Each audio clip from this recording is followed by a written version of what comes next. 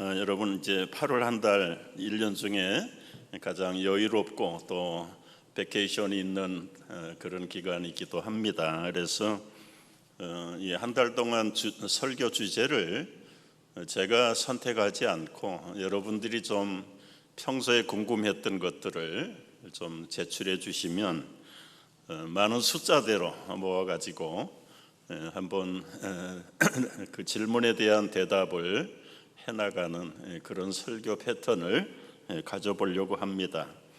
나눠드린 25가지의 주제들도 있지만 또 그 외에 여러분이 평소에 궁금하게 생각했던 것들 기록하셔서 우리 나가실 때 안내위원들이나 라비에 있는 책상에다가 놓고 가시면 좋겠고요.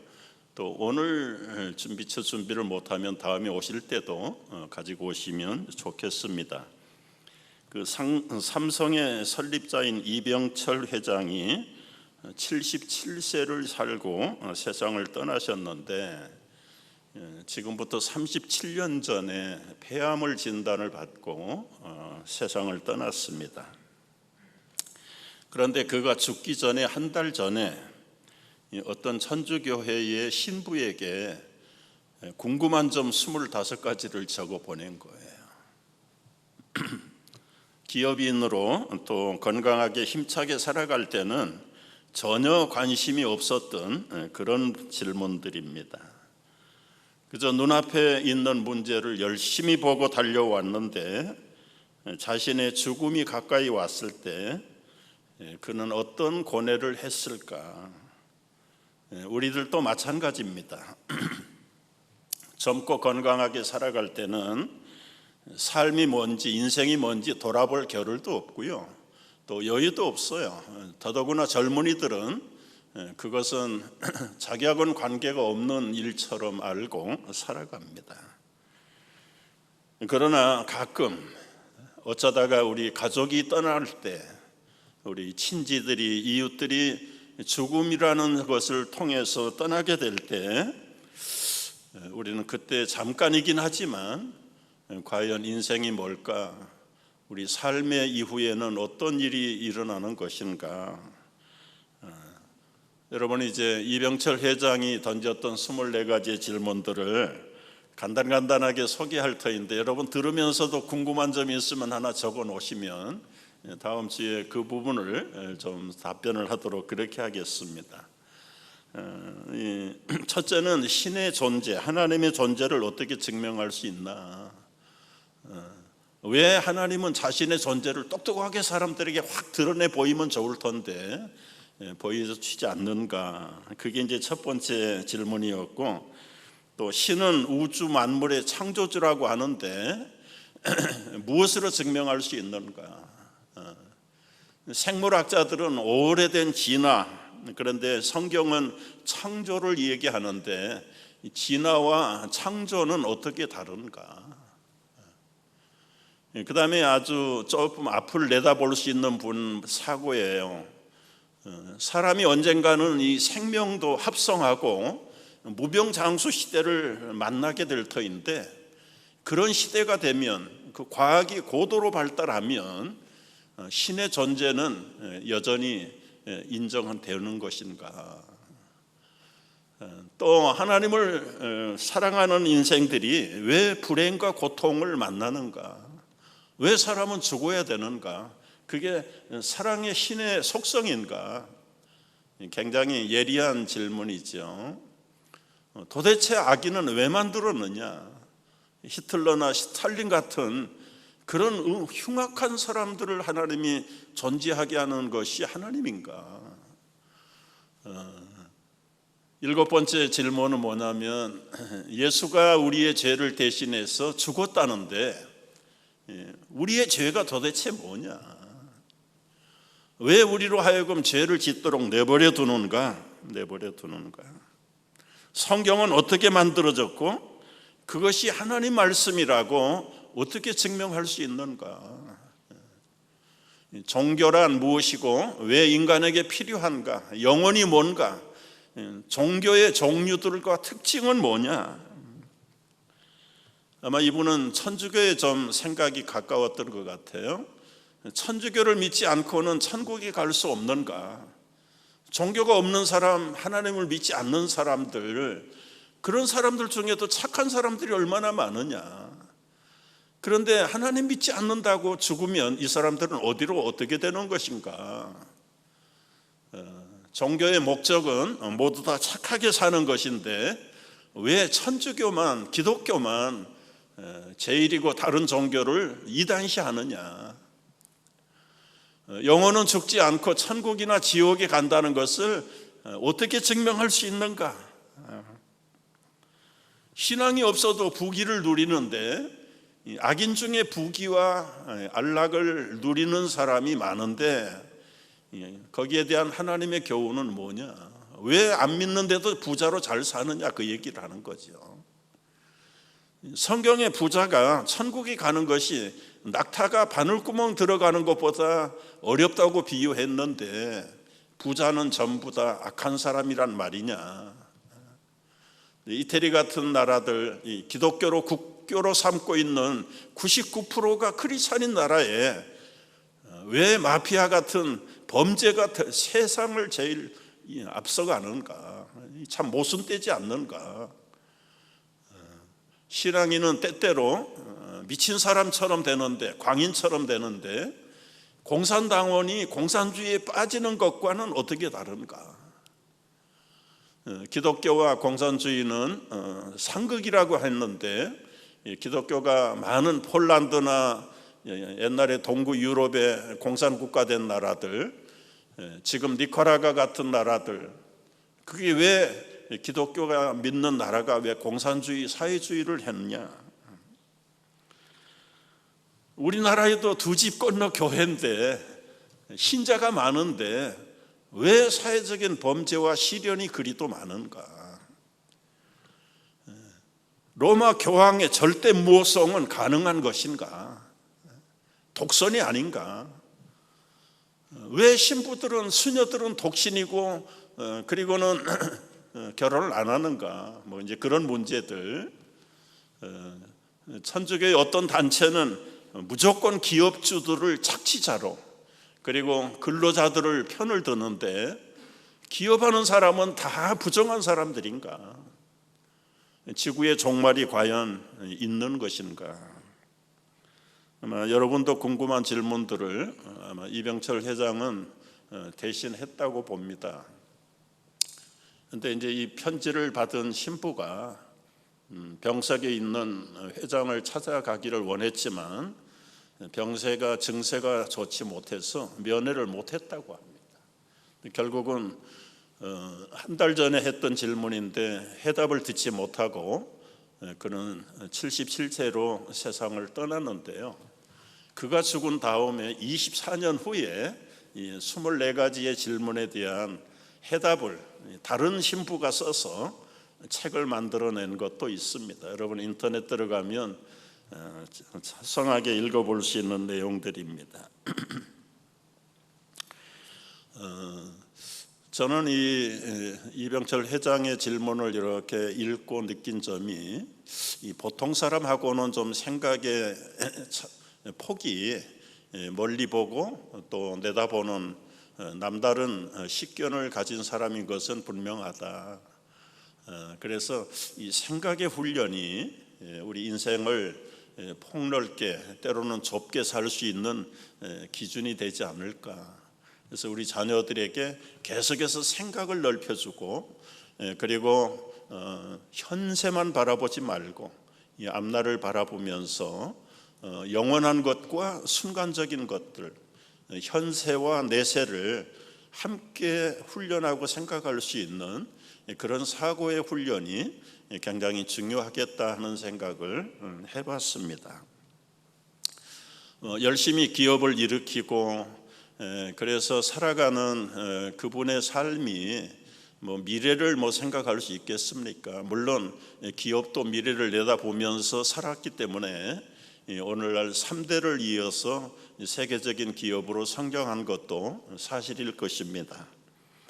중요한 것은 우리 인생의 실존에 대한 문제들, 이 특별히 이 구원이라고 하는 주제를 놓고 보면 뭐 그날 뭐 대가 없이 뭐 굉장한 공력을 선행을 못해도 보통 사람이 다 그렇게 살죠. 열심히 사는데 언제 구원 같은 거 뭐 생각할 타이밍이 있겠냐. 그래서 그날 살면 되는 거 아니냐.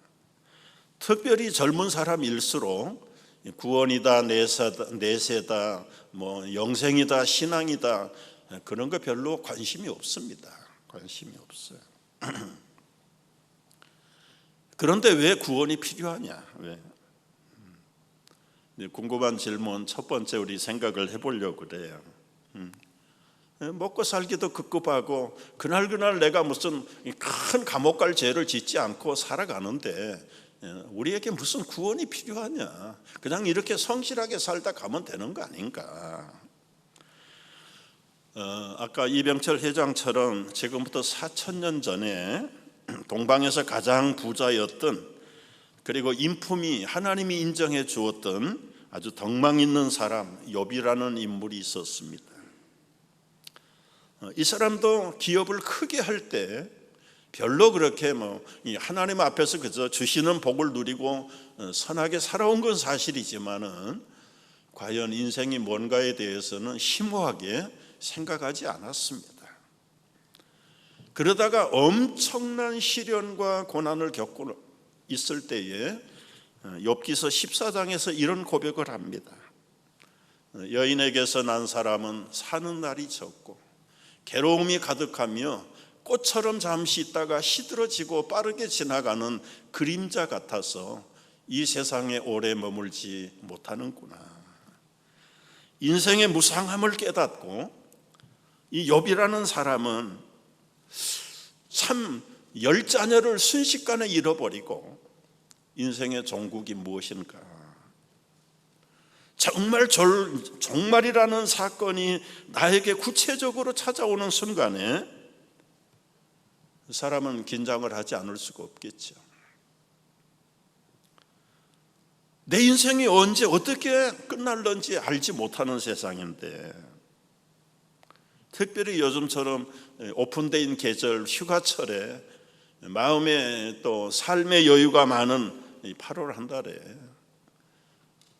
우리가 이런 구원이나 인생의 내세를 생각한다면 어떻게 즐거운 날이 되겠습니까? 그러나 여유가 있을 때, 미리미리 기회가 있을 때에 인생의 가장 근본적인 문제들에 대한 생각들을 정리해 보는 것은 절대로 필요하다. 도대체 구원이 뭔가? 어떻게 구원을 받아야 되는가? 구원을 받는다는 것은 뭔가? 그 결과가 뭔가? 오늘 이거를 간단하게 풀어보려고 하는 것입니다. 여러분, 먼저 이제 구원이 무엇인가? 왜 필요하냐?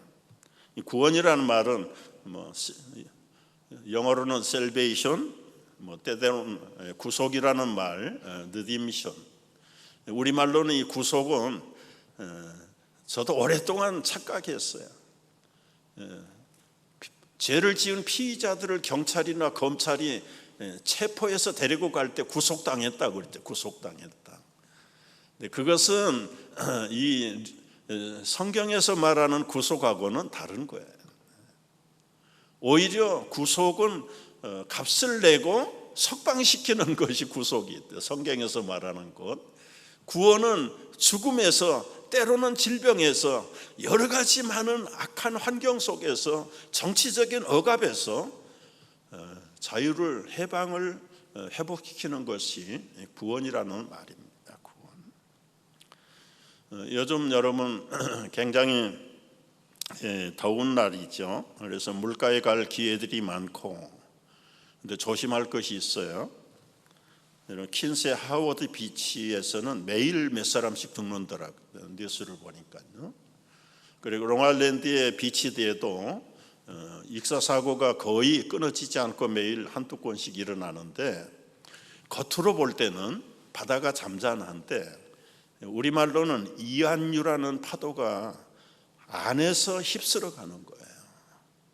그래서 겉으로 볼 때 평안해서 들어갔는데 그 보이지 않는 속의 물결들이 휩쓰는 것을 이한류라고 그러는데, 그런 파도를 만나게 되면 사람이 균형을 잃어버리고 당황하게 되면서 익사하게 됩니다. 익사. 그런데 더 중요한 것은 가족이, 친구가, 이웃이 물에 빠졌을 때 건지러 갈 때 중요해요. 직접 들어가면 거의 80% 90%는 함께 죽습니다. 그러니까 급한 마음에 직접 들어가요. 한국의 어느 가정 봤더니 아들이 빠졌는데 누나가 발견하고 들어갔다가 같이 죽었어요. 그걸 본 아빠가 들어갔는데 아빠도 같이 죽어버려요. 순식간에 세 가족이 한꺼번에 익사해버리는. 이 화급한 마음에 달려가면 건져낼 것 같은데, 여러분, 죽어가는 사람이 사력을 다해서 뭔가 붙잡히면 절대로 놓지 않습니다. 그래서 익사에서 허우적거리고 있는 사람을 발견할 때는 도구를 사용해야 된다. 밧줄을 던지든지 튜브를 던지든지 아니면 보트를 타고 들어가서 건져야지, 자기 몸으로 직접 들어갔다가는 같이 죽을 위험이 거의 99%다. 여러분, 이 생명을 죽음에서 건져내는 것, 그게 단순히 구원입니다. 구속이라는 말이에요. 그런데 오늘 읽은 이 사도행전에 나타난 이 간수의 삶을 보면 조금 이해가 안 되는 부분이 있습니다. 이 감옥의 간수는 바울과 실라라는 죄수를 맡아서 지키는 간수입니다. 자신의 근무처인 감옥에서 그 죄수들을 지키고 있을 때 밤이 됐어요. 조는 것 반, 깨어 있는 것 반, 철창에 그리고 고랑에 묶여 있는 이 죄수들이 어떻게 탈출을 불가능한 상황입니다. 그래서 그저 믿거라 하고 졸며 깨며 지키는데, 그 죄수들이 찬송을 부릅니다. 감옥에 있는 다른 죄수들이 그 찬송 소리를 다 들었어요. 찬송이 끝났는지 부르는 중에 갑자기 지진이 발생을 했습니다. 아마 6도 이상의 지진이 발생한 것 같아요.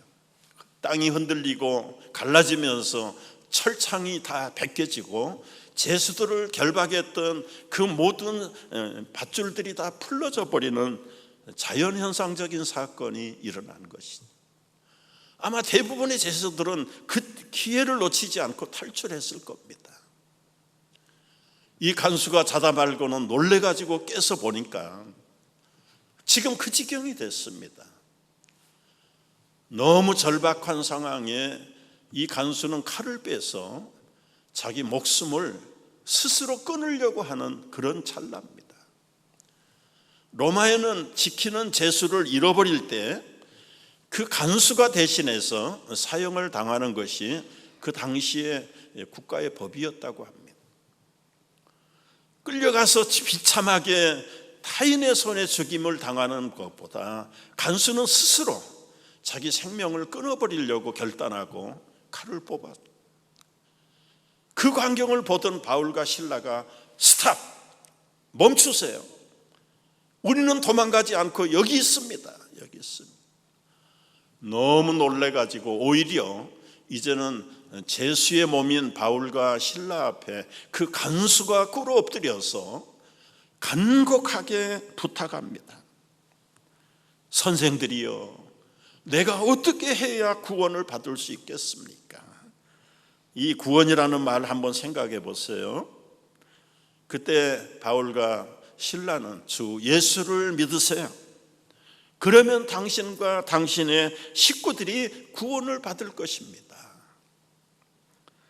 아까 육체적인 생명만 단순히 보호를 받는 것을 구원이라고 말한다면, 이 간수는 지금 육체 생명 사형 당할 이유가 없어졌어요. 그런데 선생들이여, 내가 어떻게 해야 구원을 받을 수 있습니까? 빼앗기지 않는 자기 육체를 보존하겠다는 구원은 아닐 텐데, 간수가 사용했던 구원이라는 단어, 주 예수를 믿으십시오. 그러면 당신과 당신의 집 식구들이 구원을 받을 것입니다. 단순히 육체의 생명만 보존하는 것이 구원이 아니라는 것을 우리가 여기서 느낄 수가 있는 것입니다. 구원이라는 것은 영원한 생명을 보호받는 것이 구원입니다. 육체의 생명을 잃어버릴 때가 있습니다. 그러나 생명은 육체의 생명만이 생명이 아니라 영혼의 생명도 있다는 사실을 염두에 두고 육체의 생명만 구원받고 보호받는 것이 구원이 아니라 영혼의 생명까지도 구원을 받는 것이 성경이 말하는 구원입니다. 여러분, 육체의 생명은 길어야 100년이에요. 그러나 영혼의 생명은 영원한 것입니다. 육체의 생명은 몸이 죽으면 끝나지만 영혼의 생명은 육체가 죽어도 영원히 사는 것입니다. 따라서 성경이 말하는 구원이라는 것은 육체와 영혼을 포함한 영원한 생명을 구조받는 것을 성경에서 구원이라고 말을 해요. 물론 많은 사람들이 영혼의 존재를 믿지 않습니다. 그러나 믿거나 말거나 그건 자기 책임일 뿐이지, 창조주 하나님은 육체를 지었기 전에 그 육체 속에 영혼의 생명을 불어넣어 주셨습니다. 이미 우리가 배우고 믿는 대로 첫사람 아담이 자유의지를 잘못 선택함으로 스스로 하나님과의 약속을 깨뜨림으로써 육체의 죽음을 받아들이게 된 겁니다. 하나님은 결코 죽음을 만들지 않았습니다. 영원한 생명을 만드셨습니다. 영원한 생명과 죽음을 선택하는 것은 우리의 첫사람 아담의 잘못된 선택이었습니다. 우리는 그의 후손들로서 유전적으로 물려받는 영원한 생명을 잃어버린 죽음을 맞이하게 된 것입니다. 사람으로 태어난 사람 누구든지 육체의 죽음을 피할 길이 없게 됐습니다. 단순히 죽음이라는 것은 육체의 죽음뿐만이 아니라 죽음이 억압되는 것은 모든 괴로움과 지옥의 고통, 사망의 권세까지를 죽음이라는 말 속에 포함시킨 것입니다. 그래서 아담의 후손으로 태어난 모든 인간은 이 죄와 저주와 사망에서 벗어날 길이 없습니다.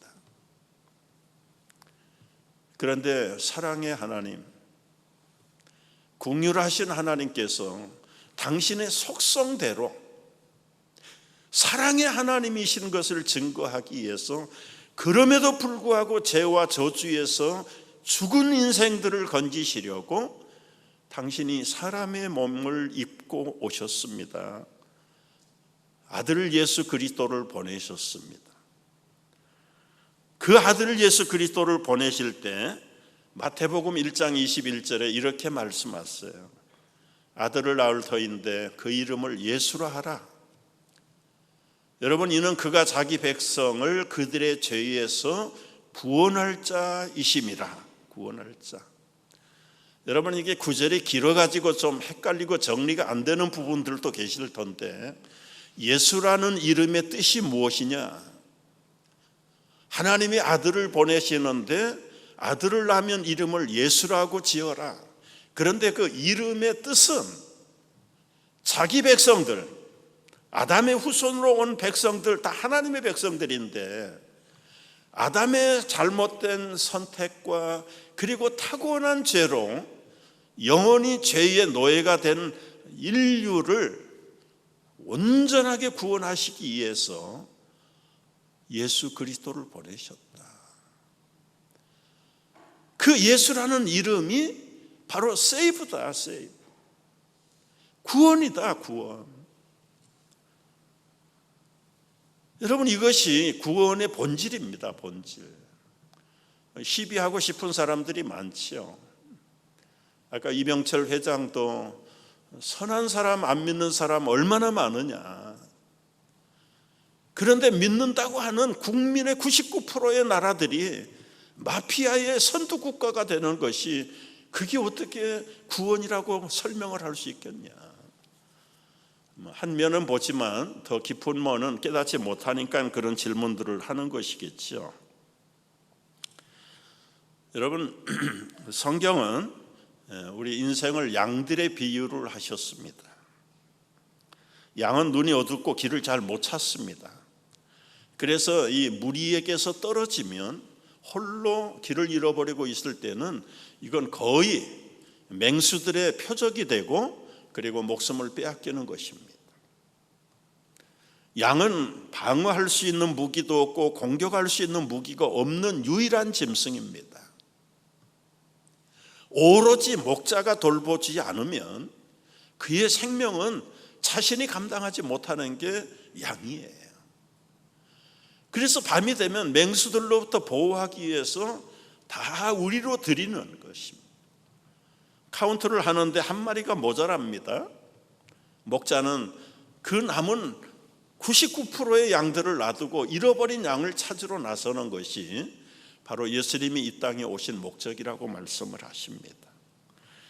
누가복음 19장 10절에서 인자가 온 것은 잃어버린 자를 구원하려 하려는 것이다. 무엇을 잃어버렸습니까? 하나님이 베푸시는 영원한 진리와 생명과 사랑과 은혜를 잊어버린 겁니다. 한 사람도 잃어버리지 않고 하나님은 다 구원함 받기를 원해요. 구원을 받는다는 것은 하나님의 통치와 보호하심과 책임 아래 있는 것이 구원입니다. 디모데전서 2장 4절, 하나님의 속성이 무엇입니까? 하나님은 모든 사람이 구원을 받으며 진리를 아는 데 이르기를 원하신다. 그런데 모든 사람들이 어떻게 구원을 받습니까? 구원을 받는 방법은 오로지 한 주 예수를 믿으십시오. 그러면 당신과 당신의 집 식구가 구원을 받습니다. 여러분, 다른 조건, 구원의 조건을 주시지 않았어요. 사도행전 4장에 보면 다른 이로서는 구원을 받을 수 없다. 천하 사람 중에 구원을 받을 만한 다른 이름을 우리에게 주신 일이 없다. 구원의 조건이 무엇입니까? 구원의 조건은 오로지 only Jesus. 예수를 믿지 않고는 구원을 받을 길이 없다. 예수님을 통해서만이 하나님께로 갈 수 있다. 그래서 이 복음은 예수님이 우리의 구주라는 것이 복음이에요. 복된 소식이에요. 그 복음의 주인이신 예수님을 온전히 의지하는 것. 때로는 부족함이 있지요. 그러나 근본적으로 소속을 바꾸는 것. 여러분, 감옥은 감옥인데 미국과 캐나다의 감옥하고 저 아프리카나 중남미 아주 가난한 나라의 감옥하고 같은 감옥이 아닙니다. 왜 그런 차이가 날까요? 그건 국가의 통치가 다르기 때문에 그런 거예요. 매를 맞아도 하나님께 맞는 매와 사탄이 때리는 매는 질적으로 영적으로 다른 것입니다. 여러분, 거기에서 매를 맞았다고 다 사람이 선해지는 거 아니에요. 시련당했다고 해서, 고난당했다고 해서 사람이 성숙해지는 거 아닙니다. 어떤 사람은 더 악감이 나고요, 더 반발이 심해요. 포기해버리는 사람도 많아. 사람이 사람 되기를 포기하면 상대할 수 없습니다. 무서운 사람으로 변해버립니다. 매를 맞아도 아버지에게 매를 맞는 것, 사랑의 매를 맺는 사람은 달라요.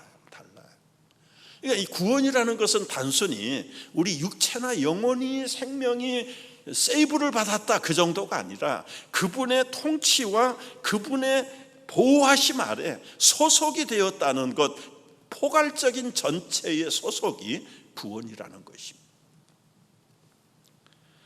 우리가 사막 같은 세상을 살아가지만은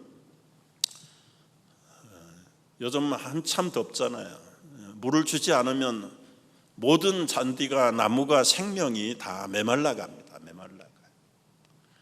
그러나 시냇가에 뿌리를 뻗은 나무는 겉은 다 말라가지만 그 뿌리가 강 밑에 수맥에다가 뿌리를 받고 있기 때문에 그 나무는 마르지 않습니다. 잎이 청청합니다. 풍성합니다. 때가 되면 열매가 풍성하게 맺힐 것입니다. 여러분, 우리가 구원을 받는 것은 단순히 죽어서 천국 가는 것만 생각하지 마십시오. 이 땅에 부활하신 주님과 하나 부름을 받은 사람들입니다. 죄로부터, 억압으로부터, 상황으로부터, 질병으로부터, 때로는 사탄의 도전으로부터 예수 그리스도를 믿음으로 구원을 받는다는 것은 내세에서만 이루어지는 보호의 조건이 아니에요. 우리가 이 사막 같은 세상을 살아가면서도 구원된 백성들, 예수 믿어 구원받은 사람들은 겉으로 볼 때는 다 사막 같아요. 그러나 부활의 권능과 능력이 임하셔서 여러분, 세상과 상황은 변하지 않습니다. 오히려 더 악해질 것입니다. 그러나 구원받은 사람들의 뿌리는 하나님의 생명과 직결되어 있기 때문에 세상은, 상황은 달라지지 않아도 속 사람이 변합니다.